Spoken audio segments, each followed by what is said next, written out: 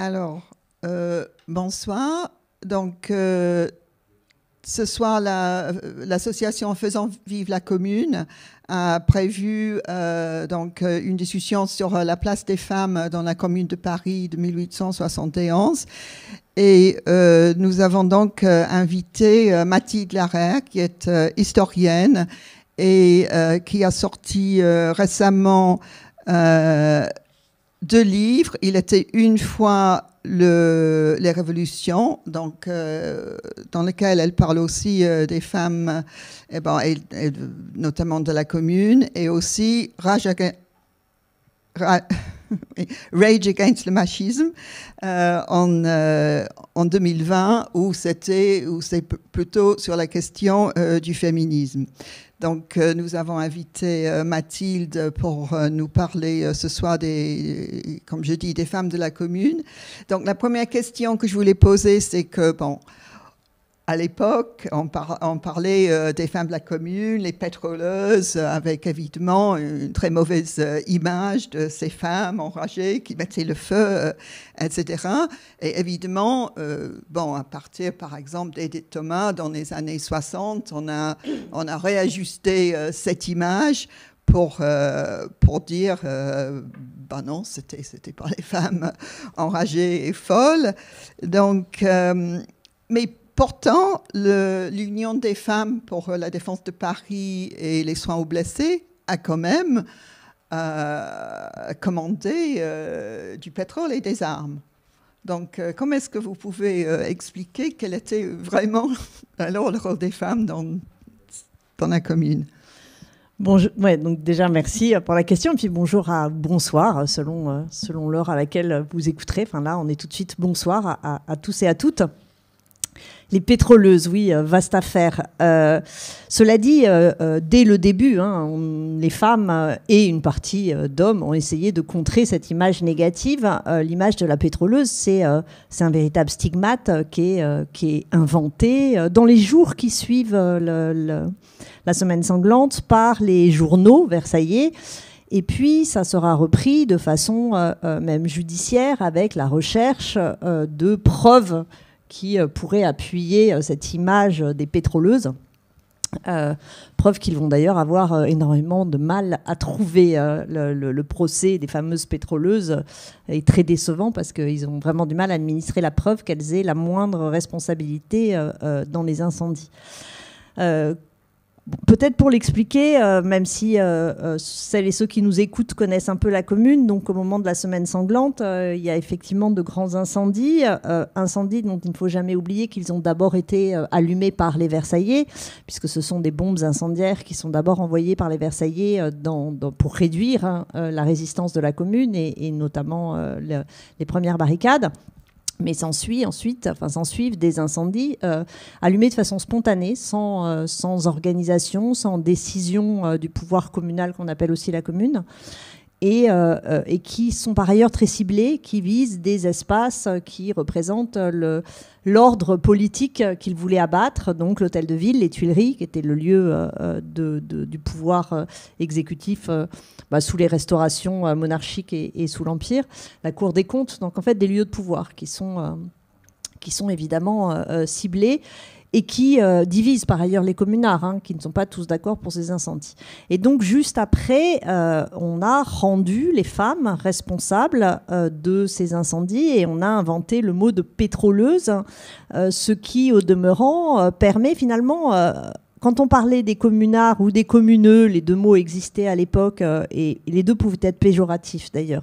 On parlait des hommes, mais quand on parlait des femmes, c'était même pas communeux, communardes ou communeuses, c'était les pétroleuses. Donc elles ont été réduites en plus à cette image. Il y a tout un tas d'iconographies absolument terribles, de femmes hirsutes, évidemment, d'une grande laideur, avec des traits très masculins, parce que l'autre terme négatif contre les communardes, c'est la virago, la femme-homme, et on les voit avec des bidons d'essence, allumant des incendies, etc. Donc, on a cherché à les poursuivre, on a cherché à faire le procès des pétroleuses.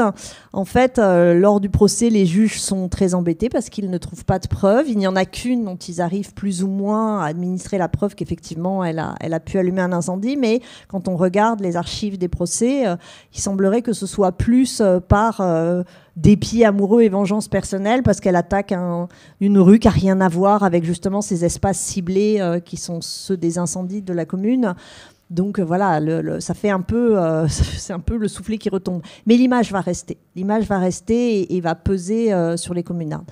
Sur la question de la fameuse, alors elles n'ont pas commandé, parce que justement il n'y a pas de commande dans les archives. Donc l'Union des femmes pour les soins aux blessés et la défense de Paris, c'est une organisation de la commune, une organisation féminine, uniquement féminine, hein, qui est largement impulsée, organisée, dirigée par Elisabeth Mitrieff. Alors peut-être là dire qui est Elisabeth Mitrieff. Hein. Je rajoute des choses un peu au fur et à mesure. Mais donc Elisabeth Dimitrieff, c'est une nana géniale. Elle a à peine 20 ans, enfin elle a juste 20 ans. C'est une Russe. Elle était partie à Londres parce que c'est une internationaliste. C'est une marxiste. Hein. C'est d'ailleurs sans doute une des rares marxistes pures de la commune. Et donc, elle est à Londres quand la commune éclate. Et à ce moment-là, l'AIT, l'Association internationale des travailleurs, veut envoyer des gens pour voir ce qui se passe à Paris. 2 hommes, normalement, sont censés partir. Et puis, un des deux, coup de bol, a un rhume. Enfin, en tout cas, n'est pas en grande forme. Et Elisabeth Dimitrieff dit j'y vais. Et c'est elle qui va y aller. Et elle va donc créer et ensuite largement organiser, même si évidemment n'est pas la seule dedans et d'autres femmes la rejoignent, cette union des femmes pour la défense de Paris et les soins aux blessés, qui, on y reviendra peut-être un peu après, est absolument majeur, hein, et dans la commune, comme mouvement politique, social, etc., et dans la question des femmes pendant la commune. Et effectivement, dans les statuts, on a retrouvé, parce que il y a peu d'archives, en fait, directes, hein, surtout qu'il y a beaucoup de choses de fait, il y a des archives qui ont brûlé dans les incendies, mais on a retrouvé une liasse de papiers qui viennent de l'Union des femmes pour les soins, et dans les statuts, il y a cette idée. Mais en même temps, dans cette même liasse, on prend vite conscience que cette union a très vite manqué de moyens, n'a pas pu acheter grand-chose, et il n'y a aucune trace d'un achat de barils de pétrole. D'accord. Donc on est dans l'invocation de la violence possible qui peut s'expliquer dans ce contexte insurrectionnel, mais qui ne saurait administrer la preuve que les communardes ont allumé les incendies. En fait, pour revenir sur l'Union des femmes, parce qu'effectivement ce nom a rallonge, Défense de Paris et soins aux blessés, donc l'autre aspect qui est parfois souligné, c'est que donc c'est une union des femmes qui mettait les femmes dans un rôle très traditionnel et sexué de soins aux blessés. Donc, qu'est-ce que tu en penses? Mais en même temps, justement, le nom est à rallonge parce qu'il y a les deux. Il y a le rôle genré, les soins aux blessés, et que de fait, un grand nombre de communardes ont endossé et dans lequel elles ont eu un rôle absolument essentiel, hein, parce que la commune est en guerre pendant à peu près finalement toute sa durée. Donc des blessés, il y en a eu, hein, et les ambulancières ont joué un rôle absolument essentiel. Un rôle de soins aux blessés qui est au demeurant le rôle que tenaient les femmes dans les révolutions précédentes. C'est-à-dire que quand on travaille, moi je travaille plus en fait sur les révolutions précédentes, la répartition genrée des rôles dans la révolution a très souvent attribué aux femmes ce rôle de soignante. Et on le voit d'ailleurs dans les tableaux de 1830 ou 1848, les femmes récupèrent les blessés et les soignent. Donc c'est effectivement un rôle qu'elles ont fait, mais il y a la défense de Paris.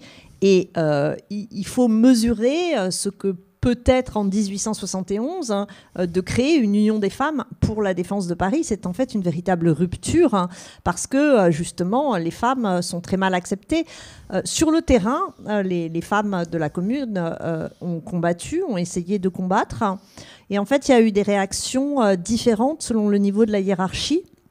le pouvoir communal a formulé au milieu de la commune, je ne sais plus la date, mais un décret disant qu'il était hors de question que les femmes combattent. C'était absolument impossible. Elles sont allées, elles ont fait leur participation au combat. Et en gros, les officiers ont refusé, mais les soldats ou les gardes nationaux de base ont au contraire accepté et elles ont participé au combat. Et dans la désorganisation qui est la semaine sanglante, là, elles ont participé au combat et on sait même qu'il y a des fois où elles étaient les dernières sur les barricades. Elles sont même reconnues par les Versaillais comme étant parfois celles qui ont tenu le plus longtemps et elles ont fait preuve d'un courage que même Maxime Ducamp, et pourtant dans le genre discours versaillais anticommunard, il s'oppose là, reconnaît le courage des femmes lors des combats de la Commune. Donc il y a les deux dans Union des femmes, pour la défense de Paris et pour les soins blessés. Et par ailleurs, en fait, cette association, l'Union des femmes pour la défense de Paris et les soins blessés, il faudrait trouver un acronyme pour dire plus vite, mais c'est moche les acronymes, c'est aussi, et ça on le dit moins, et c'est très important de le rappeler, c'est l'espace d'abord d'une réflexion intense sur le travail des femmes et sur le droit des femmes au travail et sur les métiers féminins et sur les droits des femmes au travail, qui est très très important et qui va être mis en œuvre parce que l'Union des femmes est aussi l'association qui va impulser tout un tas de coopératives de travailleuses qui vont se monter et qui vont permettre donc aux femmes de reprendre le contrôle sur leur métier, et puis sur leur statut d'ouvrière dans ces métiers. En fait, justement, tu parles de toute cette réflexion sur la question du droit au travail des femmes. Il y a aussi réflexion sur d'autres questions, la situation des femmes. Et ça serait intéressant si tu pourrais expliquer qu'est-ce que la commune a pu faire et qu'est-ce que restait quand même au niveau de la réflexion et des discours et des intentions. Mais parce que parfois, il y a un peu un mythe que la commune a fait beaucoup de choses pour les femmes, mais sur 72 jours, ce n'était pas possible de faire beaucoup de choses. Donc, si tu peux... Oui, donc ce qu'elle a fait en restant sur la question des femmes. Oui. Oui, alors déjà, en fait, il faut quand même mesurer que dans un 19e siècle qui, la plupart du temps, ne permet pas la prise de parole des femmes, et en tout cas n'en autorise en aucun cas l'écoute, rien que la possibilité d'exprimer, de réfléchir, de publier, de porter haut et fort des revendications qui étaient des revendications que maintenant on appellerait féministes. À l'époque, le terme n'existe pas encore. Déjà, c'est faire quelque chose pour les femmes. Ça leur a permis de s'organiser et de s'organiser de façon autonome. Maintenant, on dirait non-mixité, ça ferait hurler tout le monde, mais le fait est que ça fait très longtemps que les femmes s'organisent en non-mixité pour faire valoir leurs droits et lutter contre les dominations qui pèsent sur elles. Et alors elles avaient commencé un peu avant. Faut quand même imaginer, on était dans une dynamique de réveil des revendications des féministes, déjà autour d'André Léo, Louise Michel aussi, Maria de Rheims, avait été créée l'association pour la défense des droits civils des femmes. Il y avait eu une pétition juste avant la Commune, ou un manifeste plutôt publié demandant droits civils et droits politiques pour les femmes.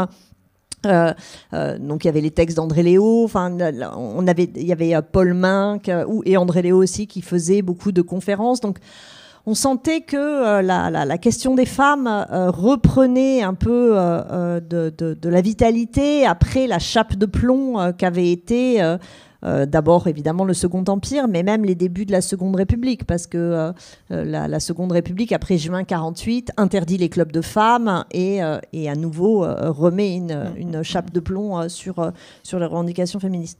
Donc c'était en train de renaître, et d'ailleurs la plupart des femmes que l'on va voir s'illustrer dans la commune, pour certaines, étaient déjà connues comme oratrices ou comme autrices de textes favorables aux femmes, ou avaient déjà... Bon, mais évidemment, c'est un coup d'accélérateur énorme.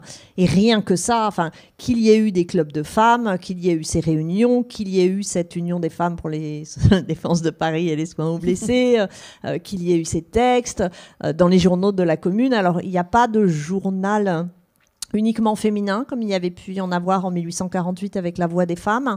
Mais en revanche, dans la plupart des journaux de la commune, il y a des journalistes femmes qui écrivent et qui publient, sans donc on les empêche de le faire, des textes profondément féministes. Le texte d'André Léo, le 8 mai, qui d'ailleurs est une critique de la commune, qui dit comment vous voulez faire la révolution sans les femmes, mais ça fait 80 ans que l'on essaie, vous voyez bien que vous n'y arrivez pas, on ne fera pas la révolution sans les femmes. Donc, et le texte paraît. Donc, donc déjà, il y a ça. Bon, après, il y a effectivement toute la question du travail, qui est une question centrale pour les femmes et qui est une question centrale pour les femmes qui vont s'illustrer dans la commune, qui sont, pour la très grande majorité d'entre elles, des différentes familles du socialisme.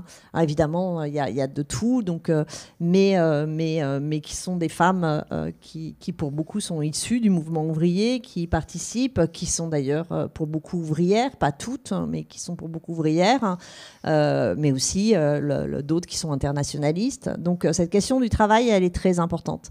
Or, on est à un moment où le mouvement ouvrier français et le mouvement ouvrier international n'est pas très favorable au travail des femmes, c'est le moins qu'on puisse dire.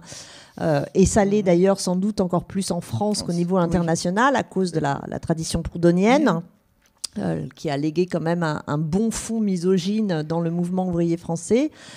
Mais c'est des années où une partie du mouvement ouvrier, et en France une majorité du mouvement ouvrier, considère que la place de la femme est au foyer, que sa présence dans ce qui commence à s'appeler des usines et des manufactures est inacceptable, et que à la limite elle peut travailler en travail à domicile, parce que les salaires étant tellement bas, de toute façon il faut bien que les femmes travaillent, mais les femmes sont considérées comme une concurrence déloyale au travail masculin à cause de leur bas salaire, alors qu'il suffirait de demander de remonter les salaires des femmes, enfin bon, passons, à cause, on les présente en briseuses de grève, etc.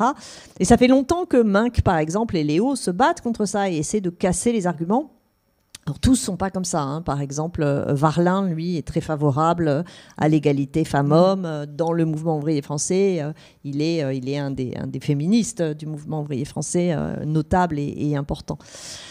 Et donc, il y a cette question du travail. Et sur la question du travail, il y a quand même des choses qui ont été faites dans la commune. Donc, ces coopératives de travailleuses qui se mettent en place, avec peut-être comme bémol, mais à nouveau, il ne faut pas qu'on plaque nos bémols du temps sur l'époque, c'est que ça reste des métiers féminins, c'est-à-dire que c'est essentiellement des métiers du textile, donc des métiers genrés. Cela étant dit, en 71, c'était le métier des femmes, donc elles n'allaient pas tout de suite se mettre à apprendre la métallurgie dans le cadre de la... Et puis parce que aussi Dmitrieff remet pas vraiment en cause la division genrée du travail. Par contre, elle veut que les femmes aient droit au travail et qu'elles puissent travailler surtout hors de chez elles. Parce que l'idée, c'est quand même ça, c'est de sortir la femme du foyer et du voilà, et du domestic system, et qu'elle sorte, quoi. Et qu'elle ne soit pas sous la surveillance d'un contremaître homme, mais qu'elle soit sous la surveillance de femmes, qui est une maîtrise, mais féminine, etc. Donc là, c'est fait. Il y a des revendications exprimées sur l'égalité salariale, qui sont très présentes dans la commune, qui existaient avant, mais qui sont très présentes dans la commune.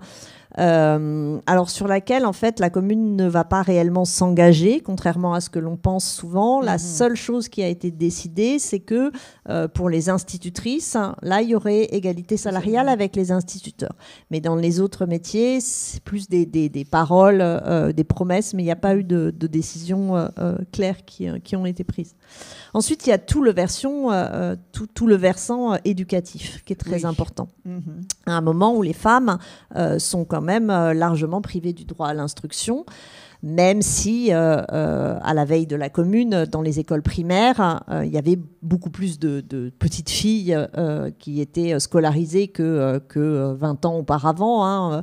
Je crois que les chiffres, c'est 230 000 petites filles scolarisées avant la Commune et 240 000 petits garçons. Donc, bon, évidemment, c'est pas énorme non plus, hein, mais bon, elles avaient rattrapé un peu le retard, mais elles n'ont pas accès à l'enseignement professionnel, elles n'ont pas accès à l'enseignement supérieur, la question ne se pose même pas, mais à l'enseignement secondaire. Et la Commune, plusieurs personnes dans la Commune, certains hommes et des femmes qui vont rejoindre le comité qui s'occupe des questions scolaires, vont défendre un enseignement mixte, un enseignement égalitaire, avec les mêmes matières pour les garçons et les filles, un enseignement professionnel pour les filles. C'est très important parce que si les salaires des femmes sont bas, c'est aussi parce que comme elles n'ont pas d'enseignement professionnel, elles n'ont pas une qualification qui se traduit en salaire. Donc de toute façon, ça a toujours été un combat d'accéder à ce droit de la formation professionnelle. Et ça, c'est acté. Bon, après, en 72 jours, il y a des cours qui sont créés. On sait qu'il y a plein d'écoles qui ont été créées. Il y a des cours professionnels qui sont créés. Mais bon, ça c'est limité par le temps. Il y a aussi tout un autre pan qui est la question de la garde des enfants pour les femmes qui travaillent. Et autour de Maria Verdure, il y a beaucoup de femmes qui réfléchissent à la possibilité de faire des crèches dans les quartiers les plus populaires pour que les ouvrières, justement, puissent déposer les enfants et aller travailler hors de chez elles.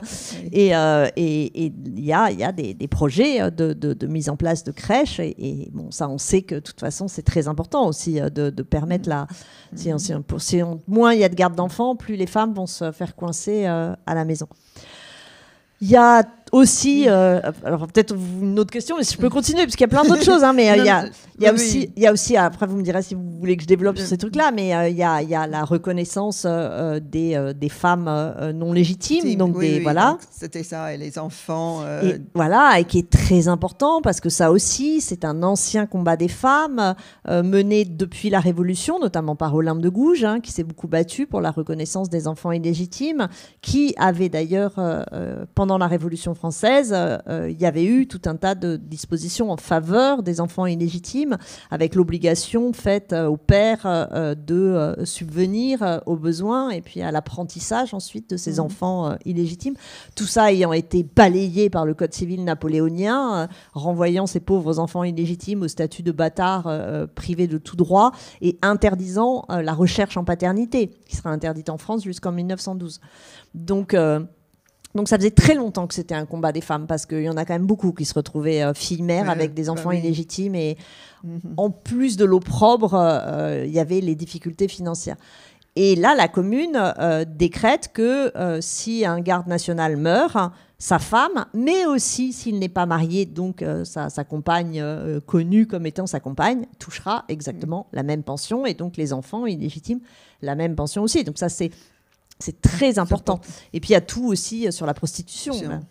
Oui, là c'est intéressant parce que évidemment la prostitution dans le mouvement féministe français aujourd'hui provoque beaucoup de débats, de polémiques, etc.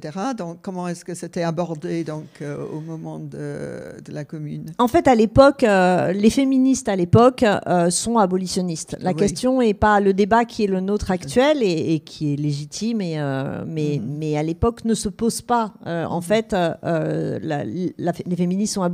Il y a des textes de Louise Michel sur la prostitution qui sont très clairs là-dessus.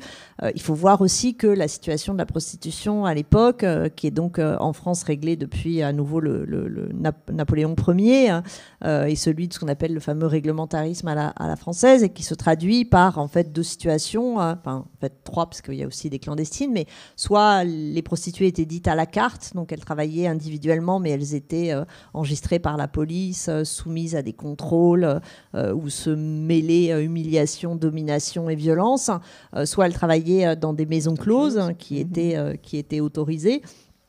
et dans lesquels aussi il y avait tout un tas de formes de violence et de domination. Donc à ce moment-là, mais la prostitution en plus est d'une importance considérable à cette époque. Enfin, le moment, l'âge d'or, si l'on peut dire, si on peut parler d'un âge d'or pour la prostitution, c'est en tout cas le moment où il y a eu le plus de maisons closes à Paris et de clients, c'est sous la Troisième République, où il y a quand même 40 000 Parisiens qui vont chaque jour voir une prostituée. Enfin, c'est absolument... Enfin, ça a des proportions qu'on a du mal à imaginer.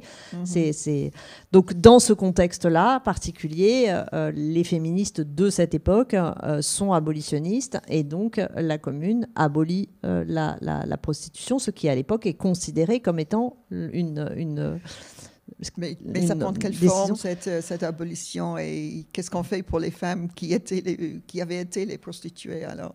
Il y en a qui sont restées, mais elles étaient plus... Enfin voilà, il n'y avait plus de possibilités. Après, il y en a qui sont restées dans les maisons closes où elles étaient parce qu'il y avait leur chambre. D'autres sont sorties et sont retournées soit dans d'autres chez elles, soit dans de la famille, soit ont travaillé dans des... parce qu'il y avait des ouvroirs aussi pour donner du travail aux femmes.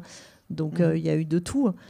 Donc, mais il n'y avait pas de projet spécifique pour donner du travail à d'anciennes prostituées. Ça, je ne sais pas. Là, je n'ai pas vu passer, mais peut-être, faudrait que là, je lise quelque chose de plus précis sur la question de... Non, parce que... Bon, mais ce qui est fou, c'est que ça a nourri après tout un discours, parce que dans l'image des pétroleuses, ce qu'on disait au début, on a beaucoup aussi accusé les communardes d'être toutes des prostituées. Et notamment, après la semaine sanglante, ils ont les services de police, comme ils avaient les noms des prostituées, ils sont allés les chercher, et elles ont beaucoup ont été envoyés à Versailles pour être jugés.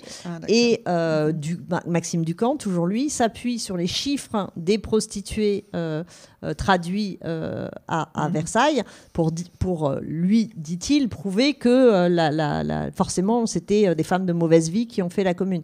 Elles ont, pour la très grande majorité d'entre elles, la très très très très grande majorité d'entre elles, été immédiatement relaxées parce qu'elles avaient été saisies par la police parce qu'ils savaient où les trouver, mais elles n'avaient absolument rien à voir avec l'événement. D'accord. Et sur d'autres actions de la Commune, par exemple, par rapport au logement, qui pourrait avoir une importance particulière pour les femmes, étant donné justement le rôle des femmes dans les familles, etc. Qu'est-ce que tu peux nous là, il y a eu décision d'ailleurs rapide, double décision. D'abord, ils ont remis le moratoire sur les loyers qui avait été levé par l'Assemblée de Versailles le 10 mars précédent. Donc voilà, ça a été, c'est de supprimer le coût du loyer, ça a été une importance, ça a été important. Et puis ensuite, il y a une procédure de réquisition des logements vacants. Mais là, il a fallu le temps. Après, c'est le temps de l'inventaire, du recensement des logements vacants. Donc, mais il y a quand même eu un certain nombre de gens qui ont pu en profiter. Parce que la ville avait été auparavant détruite par les bombardements prussiens. Donc beaucoup de gens n'avaient pas de logement du fait des bombardements de la guerre franco-prussienne qui avait précédé. Donc la question du logement à Paris dans ces mois-là est cruciale. Oui. Et est-ce qu'il y a eu d'organisation pour la nourriture, en fait? Est-ce qu'il y a eu des cuisines collectives Beaucoup, et c'est les femmes qui s'en sont occupées. D'autant que, justement, elles s'en étaient pour partie beaucoup occupées déjà pendant le siège, parce que on sortait de donc septembre à janvier, 3 mois de siège d'une dureté incroyable, et dans lequel donc il y avait une espèce d'expérience, on va dire, de gestion.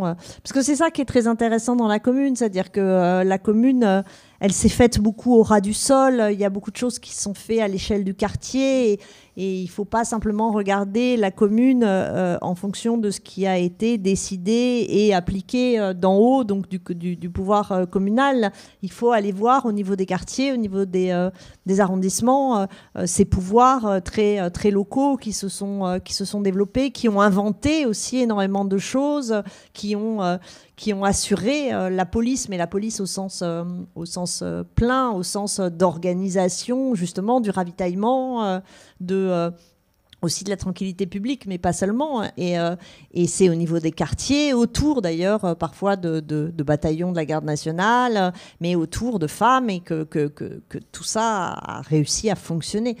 Donc oui, il y avait aussi des traditions. Nathalie Lemel, par exemple, qui va rejoindre Dmitriev dans l'Union des femmes et qui était proche de Verlin, avait déjà auparavant ouvert ça s'appelle la marmite, mais des cantines coopératives pour permettre,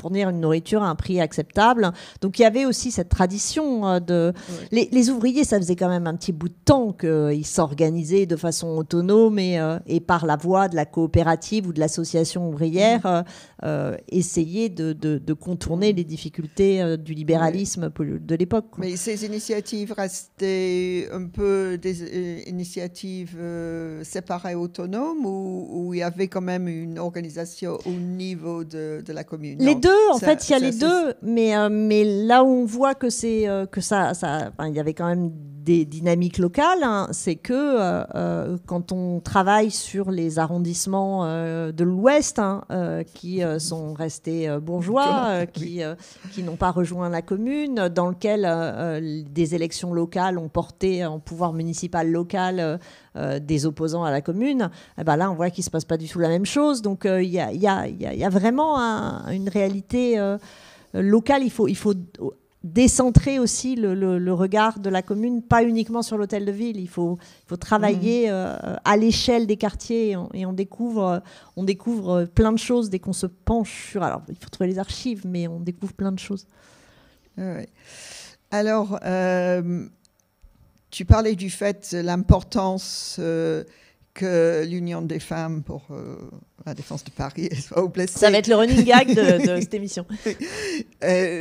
Effectivement, donner pas simplement un espace pour que les femmes discutent entre elles, mais porter leur voix, en fait, dans l'espace public, en tant que femmes.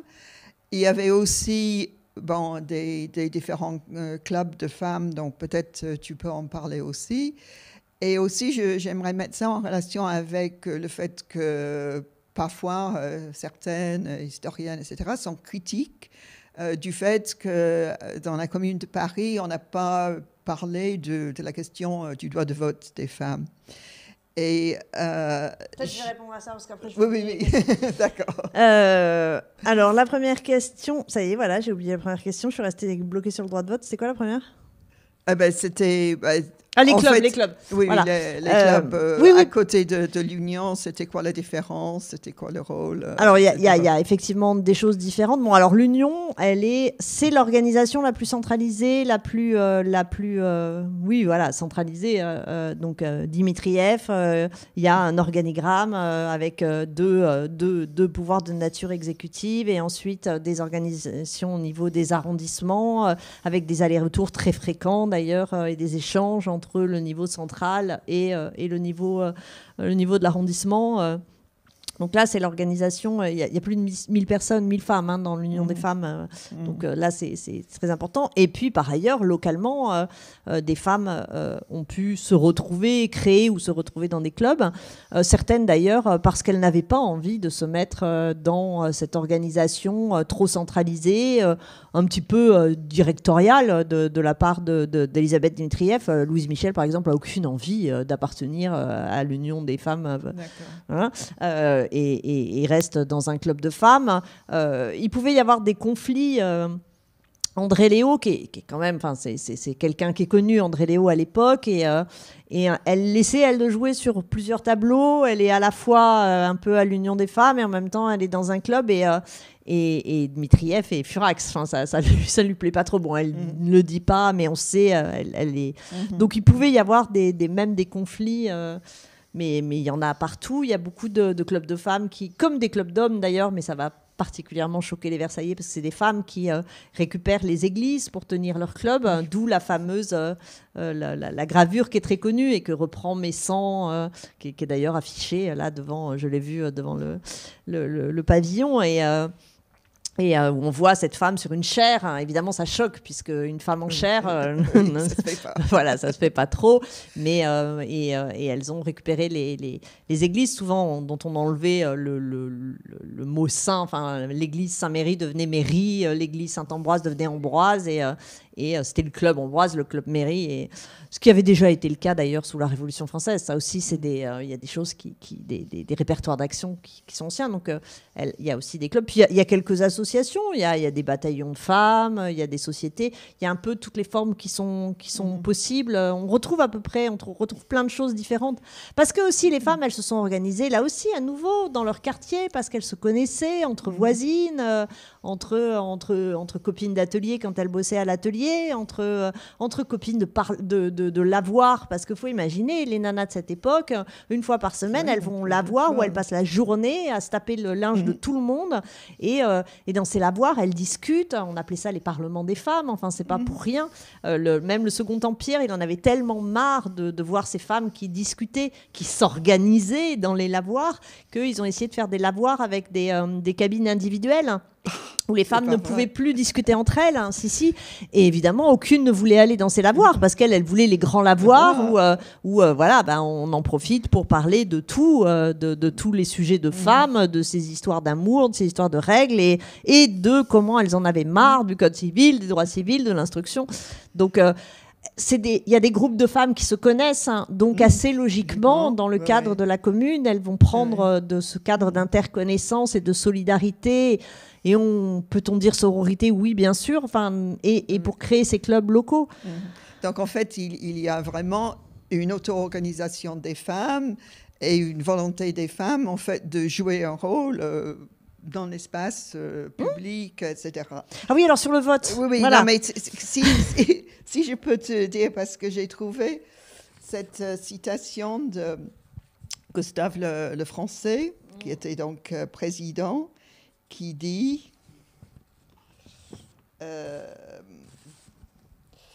qu'importe à celle qui met les doigts ensemble pour fabriquer des queues de fleurs artificielles ou qui se ruine la santé au travail, de pouvoir être électrice et éligible.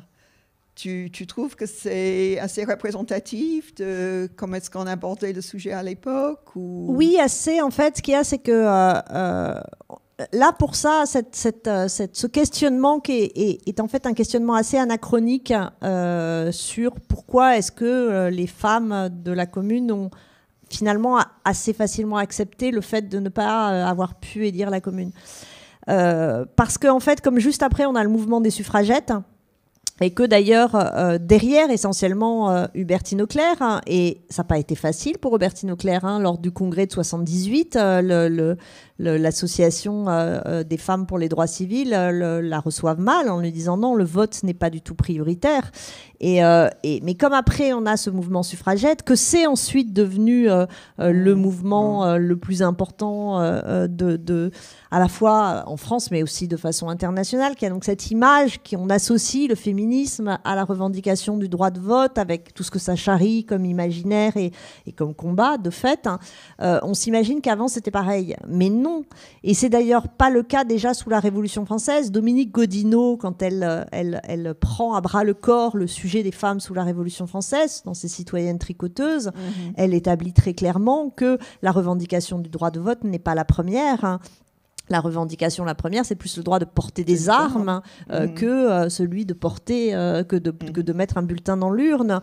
En 1830, c'est pareil, c'est pas la revendication première. En 48, elle est présente, mais elle n'est pas première non plus. Dans les femmes de la Voix des femmes, Désirée Guay ou les autres, ne sont pas du tout favorables. D'abord, il faut se battre pour les droits des travailleuses et pour le droit au travail et pour tous ces droits. Et pour le droit à l'éducation. Et le droit à l'éducation, tout à fait. Alors après, il y a alors George Sand qui, elle, n'est pas une révolutionnaire, hein, mais quand... parce qu'il y a aussi... C'était présent, hein, c'était pas absent, quand la Voix des femmes propose à George Sand d'être candidate. D'ailleurs, ne lui propose pas d'être candidate, la nomme candidate, qui était une pratique de l'époque, donc c'était pas si choquant, et qu'elle leur envoie cette lettre atroce où elle les appelle ces dames, et où elle dit non, d'abord on obtient les droits civils et après on verra le vote. Donc dans la hiérarchie des choses à obtenir. Et puis pour les communardes et les communardes, pour les communardes, ce que dit d'ailleurs très clairement André Léo ou d'autres aussi, il faut d'abord faire triompher la commune. L'important, c'est d'abord d'arracher ces droits sociaux. Et parce que, par exemple, pour André Léo ou pour Paul Minck ou pour beaucoup de femmes de cette époque, ce sera lié, ce sera nécessairement, c'est-à-dire que la lutte contre l'ordre injuste social et la lutte que mène la commune, pour elle, elle aura nécessairement comme conséquence une émancipation des femmes. Et dedans, il y aura le vote. Mais c'est pas la citoyenneté la plus intensément vécue, le vote. En plus, il faut quand même imaginer qu'on sort du Second Empire où le vote, c'était une mascarade au service de la légitimation de l'empereur ou des candidats officiels.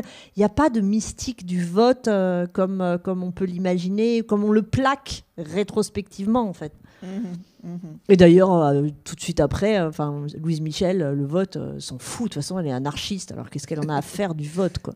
Oui. Elle a des mots très... je ne sais plus la citation en tête, mais il y a des citations où elle dit le suffrage. Mais en gros, c'est pas élection piège à con parce qu'on n'est pas en 68. Mais au bout du compte, c'est la même chose.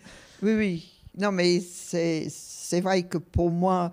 Le fait que les femmes ont pu s'organiser à ce point-là, ont pu se faire entendre à ce point-là sur toutes ces questions du travail, etc.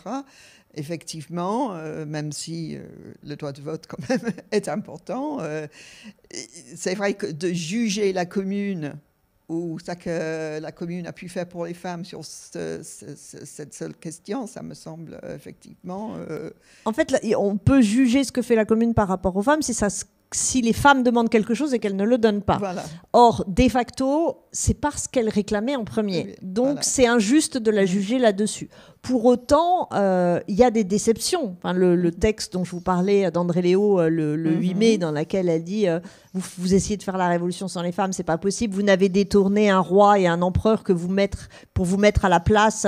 Vous avez besoin d'un sujet et ce sujet, c'est nous, les femmes. Il y a des déceptions. Tu peux dire un peu plus sur qu'est-ce qu'elle a dit comme déception avec la commune? Alors, elle ne les détaille pas trop, mais voilà, on n'est pas allé très loin dans la reconnaissance du droit au travail des femmes. L'égalité salariale, il y aurait moyen. Pour ça, elle est un peu déçue de tout ça. Et puis, il y a des récits de femmes qui arrivent pour participer au combat et des officiers qui leur disent dehors, retourne chez toi. Les relations sur le terrain devaient être parfois conflictuelles, même avec des communards, surtout s'ils venaient de ce mouvement ouvrier travaillé par la misogynie qui était très présente dans le mouvement ouvrier à ce moment-là. Donc, elle devait être. Il y a des déceptions réelles aussi. On ne va pas non plus les nier, quoi. Oui. Pourtant, Victorine Brochet, dans ses mémoires, parle d'une vraie amitié et chaleur qu'elle trouve avec... Mais c'est avec les soldats de base. C'est vraiment, pour tout ce que l'on lit sur les relations entre des femmes et les bataillons qu'elles ont pu rejoindre, il y a une véritable égalité possible avec les soldats. Je dis soldats, mais c'est des fédérés, donc c'est pas des soldats, des gardes nationaux. Mais par contre, parce que elle est aussi... plus critique des officiers aussi, Victorine. C'est plutôt la hiérarchie. Oui. Et le décret de la commune, qui est d'ailleurs formulé en des termes, alors je ne les ai plus en tête, mais assez violents, pour dire les femmes hors du champ de bataille. Enfin, c'est retourner à la cuisine, les filles, ça va, quoi. Ouais. Alors, donc, pour peut-être un peu avoir une vision d'ensemble, il y a un article qui tourne sur les réseaux sociaux en ce moment qui souligne le fait qu'à Paris, les statues de femmes sont rares et celles qui existent posent souvent problème, qui ne montrent pas en fait les femmes en question liées à leurs activités principales comme écrivaines, etc. Mais ils sont juste des femmes avec les attributs de femmes et pas grand-chose d'autre. Et donc, l'auteur de cet article a dit qu'elle aimerait voir une statue de Louise Michel s'élever en grande dans les capitales, debout, le poing levé, avec peut-être cette inscription de ses mémoires: « Notre place dans l'humanité ne doit pas être mendiée, mais prise ». Bon, alors, qu'est-ce que tu en penses? Tu serais d'accord que ça serait la meilleure façon d'avoir quelque chose à la mémoire des femmes de la commune? Tu proposerais autre chose, plus collective, une autre personne? Oui, ça serait déjà bien. Donc, s'il fallait le soutenir, évidemment, je le soutiendrais. Puis la phrase est belle. Hein. Oui. Après, des citations de Louise Michel magnifiques, on peut passer des heures à les citer, tellement il y en a, mais celle-là est belle, effectivement. Après, c'est toujours pareil, Louise Michel est un peu l'arbre qui cache la forêt des femmes, et moi j'ai toujours tendance à préférer de fait des monuments collectifs.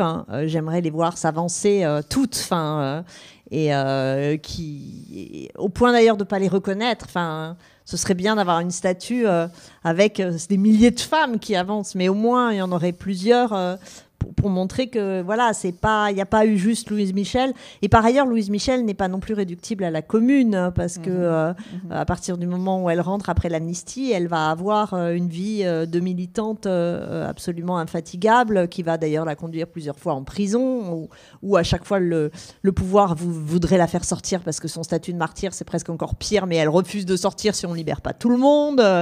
Elle soutient les grèves de Decazeville. C'est quand même elle qui, quelque part, impose le drapeau noir, qui va ensuite être pris très clairement comme symbole de l'anarchisme.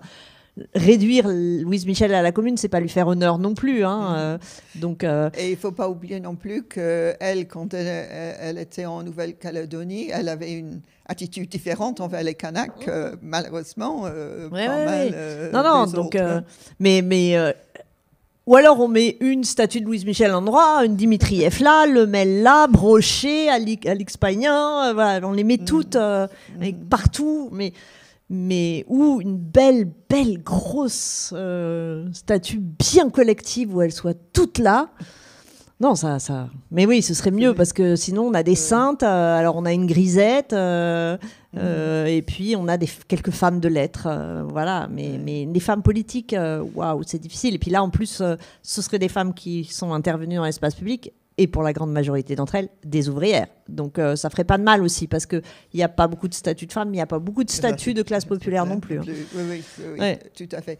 Et on la placerait où, cette statue? Ah, ça serait drôle de la placer juste devant l'hôtel de ville, non? Ou alors, faudrait logique. Enfin, je pense que l'idée, ce serait de la mettre à Montmartre, mais justement, ça la rapprocherait plus de la commune. J'aime pas. Je trouve que c'est toujours dommage d'enfermer Louise Michel dans la commune et de pas parler de tout ce qu'elle a pu faire après. Bon.